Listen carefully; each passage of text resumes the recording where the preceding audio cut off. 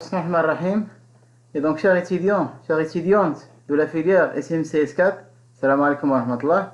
Et donc, aujourd'hui, c'est le chapitre 2, statistiques descriptives bivariées. Alors, je rappelle ce qu'on a vu dans le chapitre 1, statistiques descriptives univariées. On a caractérisé la population par une seule variable de 4 types. On a vu la notion de variable qualitative nominale, variable qualitative ordinale, variable quantitative discrète et variable quantitative continue. On a aussi obtenu des représentations graphiques à l'aide des tableaux statistiques qui sont basés sur les effectifs NI, les fréquences FI et les fréquences cumulées grand FI. On a obtenu les diagrammes en secteur pour les variables qualitatives nominales ou ordinales, les diagrammes en bâtonnette pour les variables quantitatives discrètes, l'histogrammes pour une variable quantitative continue et la fonction de répartition pour une variable quantitative discrète ou continue. Et je vous donne ici deux liens YouTube.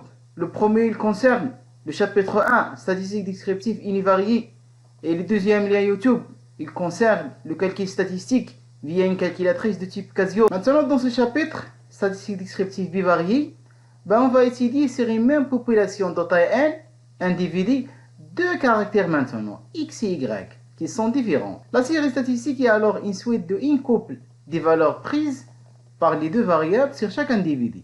Et donc la série statistique a cette forme. Alors par exemple, pour une population des étudiants, on prend x, la variable poids, et y, la variable taille.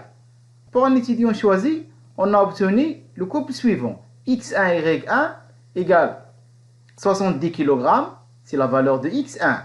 Et la valeur y1, c'est 160 cm. Alors pour la série statistique qu'on a obtenue, c'est-à-dire l'ensemble des couples de la forme xi, yi, alors l'effectif associé à l'observation x et yj, on le note nij. Alors l'indice i, il correspond à l'observation xi liée à la variable x. Et l'indice j, il correspond à l'observation yj liée à la variable grand y. Et dans ce cas, la fréquence est notée fij, c'est l'effectif nij sur n. Alors le but de ce chapitre, on va chercher s'il existe un lien entre ces deux variables, x et y. Et on va distinguer trois cas. Est-ce que les deux ils sont quantitatifs, ou bien les deux ils sont qualitatifs, ou bien une elle est quantitative et l'autre elle est qualitative. Alors je commence par le premier cas. X et y sont deux variables qualitatives. Et je vais prendre l'exemple ici. X, il représente le sexe. Et donc c'est une variable qualitative. Et dans mon exemple, il a deux modalités, homme et femme. Et je prends y, la variable, il correspond à la couleur des yeux. Encore, c'est une variable qualitative ici. Et elle a trois modalités, bleu, verte et marron. Alors dans cette colonne, je vais mettre la variable x et les modalités, homme et femme. Et dans cette ligne, je vais mettre la variable y avec ces trois modalités, bleu, verte, marron.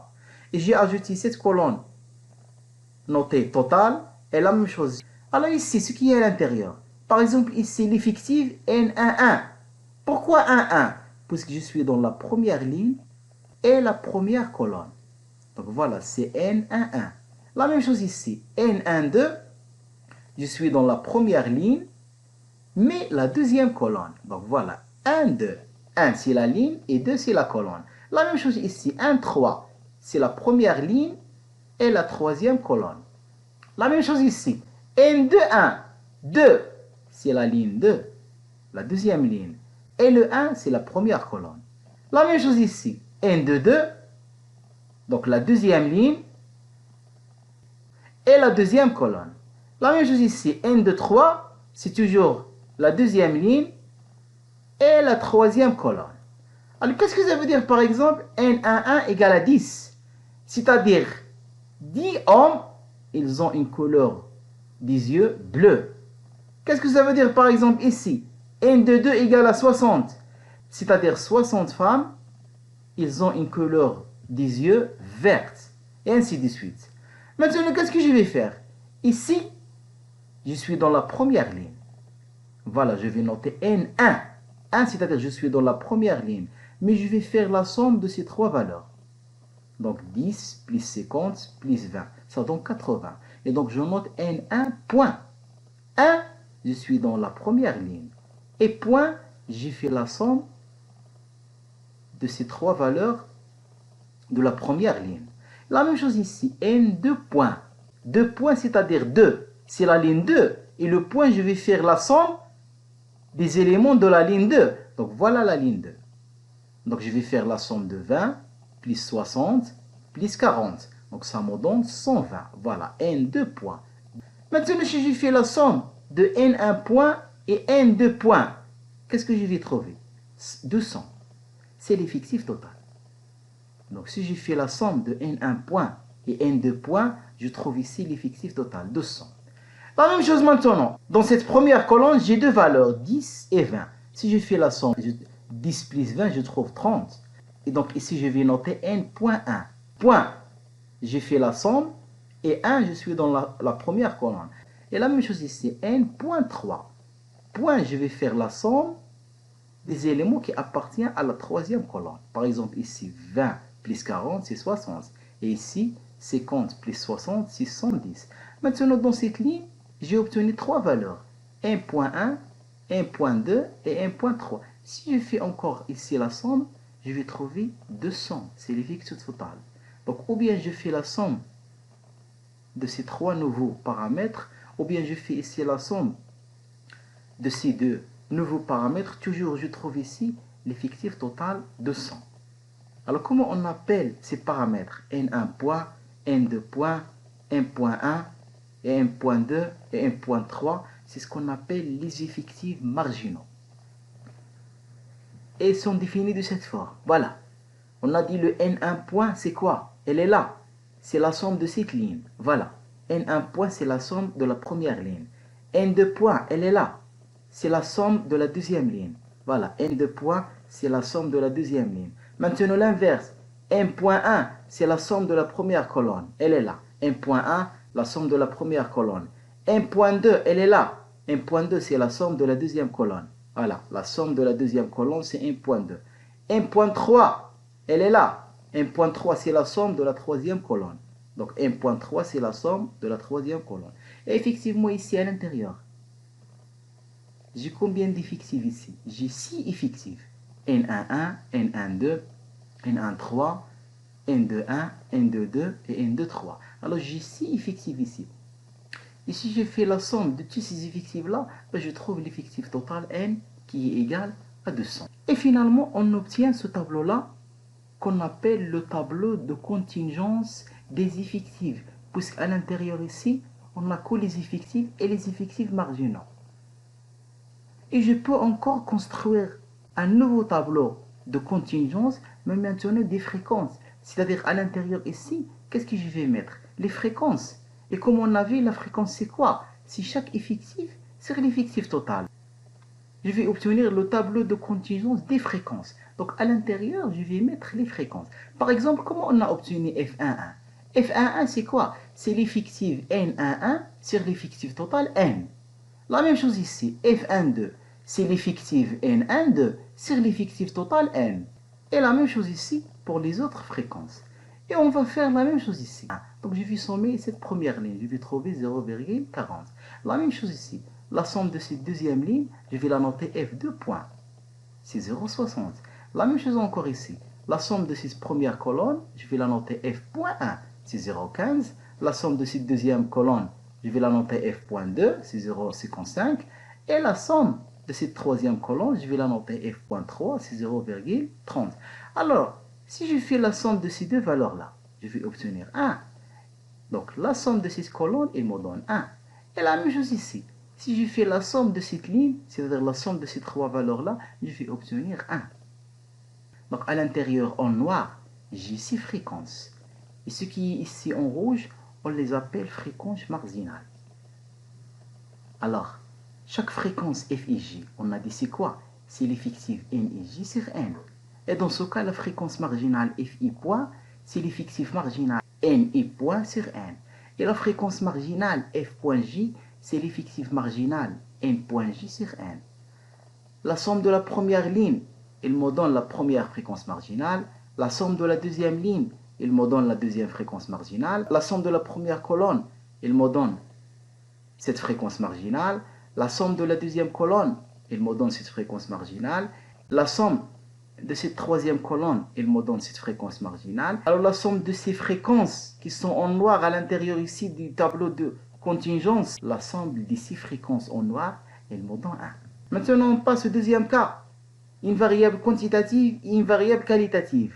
Par exemple, mon x, je vais prendre c'est le note des étudiants, et donc c'est une variable quantitative. Et je vais prendre y, c'est le sexe, et donc c'est une variable qualitative. Alors le y, il a deux modalités, ici en bas. C'est masculin ou féminin, donc étudiant ou étudiante. Donc, dans l'axe des x, qu'est-ce que je vais mettre? La variable qualitative, y. Donc voilà, mon y, je vais le mettre ici. Et ici, dans l'axe des y, qu'est-ce que je vais mettre? La variable quantitative, voilà les notes. Donc ici, j'ai mis les notes, et donc les notes, c'est de 0 jusqu'à 30. Alors, on a obtenu cette figure-là, qu'on appelle boîte à moustache. Alors pour les étudiants, on a une boîte à moustache. Et pour les étudiantes, on a encore une deuxième boîte à moustache. Alors comment on a obtenu ces deux boîtes à moustache? Je vais commencer par la première. Et donc je vais m'intéresser aux notes des étudiants. Donc voilà, la première boîte à moustache, je vais m'intéresser aux notes des étudiants. Alors ce segment-là, il représente le minimum des notes. Et ce segment-là, c'est le maximum des notes. Toujours les notes des étudiants. Et si j'ai ce rectangle-là, alors ce qui est assis à l'intérieur, en segment rouge, c'est la médiane. Peut-être ici, la médiane, c'est presque 11. Qu'est-ce que ça veut dire ça? C'est-à-dire pour les étudiants, 50% des notes, ils sont supérieurs à cette médiane. Et 50% des notes, ils sont inférieurs à cette médiane. Et puisqu'ici je parle de 50%, la moitié, ici c'est le 25%, c'est ce qu'on appelle le premier quartile, et ici c'est le 75%, c'est ce qu'on appelle le troisième quartile. Alors le deuxième quartile ici, c'est la médiane, à 50%. Et la même chose pour les étudiantes, je peux encore construire ces boîtes à moustache. Je vais m'intéresser aux étudiantes, c'est-à-dire les féminins de la classe, et je vais m'intéresser à leurs notes. Je vais ici chercher c'est quoi le minimum, c'est quoi le maximum des notes, c'est quoi la médiane, c'est-à-dire le deuxième quartile, c'est quoi ici le premier quartile à 25%, et c'est quoi ici le troisième quartile à 75%. Maintenant, le troisième cas, x et y, ils sont quantitatifs. Alors, je rappelle ici ce qu'on avait dans le chapitre 1, c'est la notion de moyenne et de variance. Alors, la moyenne x bar, la moyenne de x, c'est 1 sur n, la somme des valeurs x, y. La même chose, la moyenne de y bar, c'est 1 sur n, la somme des valeurs y, y. La variance ici de x, sigma x carré, c'est 1 sur n, la somme de xi moins la moyenne de x au carré. Et la même chose ici, la variance de y, c'est sigma carré de y, c'est 1 sur n, la somme de i varie de 1 jusqu'au 1, yi, les observations associées à y, moins la moyenne de y au carré. Maintenant, on va définir ce qu'on appelle la covariance, qu'on note sigma xy. C'est un paramètre qui est lié à x et à y. Elle est définie de cette forme. C'est 1 sur n, la somme i varie de 1 jusqu'au n, xi moins x bar fois yi moins y bar. C'est-à-dire c'est x1 moins x bar fois y1 moins y bar. Plus x2 moins x bar fois y2 moins y bar. Plus x3 moins x bar fois y3 moins y bar. Et ainsi de suite jusqu'à la dernière valeur, plus xn moins x bar fois yn moins y bar. Ou encore, je peux la calculer à l'aide de cette formule-là. C'est 1 sur n, la somme i varie de 1 jusqu'à n, x, y. Et donc ici, j'ai la somme de quoi? Seulement le produit des observations xi, yi. Moins, et ici, c'est le produit des moyennes, x bar fois y bar. On définit encore ce qu'on appelle le coefficient de corrélation, qu'on note R, ou bien R, x, y. C'est la covariance sigma x, y sur l'écart type sigma x. On a dit l'écart type, c'est la racine de la variance ici, fois l'écart type de y, sigma y, c'est la racine de cette variance-là. Et donc le coefficient de corrélation R, x, y, c'est la covariance entre x et y sur l'écart type de x fois l'écart type de y. Alors le coefficient de corrélation, il mesure la dépendance linéaire entre les variables x et y. Et on a 6 cas. La corrélation est parfaite si la valeur absolue de R égale à 1, c'est-à-dire R égale plus ou moins 1. Et dans ce cas, X et Y sont dites fortement corrélées. La corrélation est très forte si la valeur absolue de R est supérieure à 0,8. La corrélation est forte si la valeur absolue de R se situe entre 0,5 et 0,8. La corrélation est d'intensité moyenne si la valeur absolue de R se situe entre 0,2 et 0,5. La corrélation est faible si la valeur absolue de R se situe entre 0 et 0,2. Et finalement, la corrélation est nulle si le coefficient de corrélation R égale à 0. Alors une remarque importante ici, si le coefficient de corrélation R est positif, alors on dit que les points du nuage sont alignés le long d'une droite croissante. Dans ce cas, on dit que X et Y ils évoluent dans le même sens. Si maintenant le coefficient de corrélation R est négatif, alors les points du nuage de points ils sont alignés le long d'une droite décroissante maintenant. Et dans ce cas, on dit que X et Y ils évoluent dans des sens opposés. Maintenant, on va chercher la droite de régression linéaire et la relation avec le nuage de points. Alors je donne l'exemple ici. Ma variable X, qu'est-ce qu'elle représente? C'est le résultat. Et la variable Y, c'est la vie. Et donc voilà, j'ai deux variables quantitatives ici. Et l'effectif total ici, c'est 9. Et donc j'ai 9 étudiants. Et les méta-analyses pédagogiques vis-à-vis d'un professeur selon une échelle d'appréciation entre 1 et 20. On relève par ailleurs la note obtenue par ces étudiants l'année précédente auprès du professeur. Et donc voilà ma série statistique ici, qui est formée des couples X1, Y1 associé à l'étudiant 1. Le deuxième couple ici, X2, Y2 associé à l'étudiant numéro 2, et ainsi de suite. Alors la droite de régression linéaire est la droite qui ajuste le mieux possible un nuage de points au sens des moindres carrés. Et donc on considère que la variable X elle est explicative et que la variable Y elle est dépendante. Alors l'équation de cette droite de régression linéaire de Y en X, elle a cette forme-là. On note cette droite par D. Et l'équation de cette droite, Y égale A chapeau plus B chapeau fois X.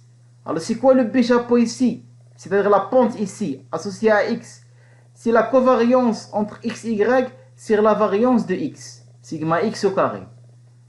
Et ici le A chapeau. Le A chapeau c'est la moyenne de Y moins le B chapeau qu'on a calculé ici fois la moyenne de X bar.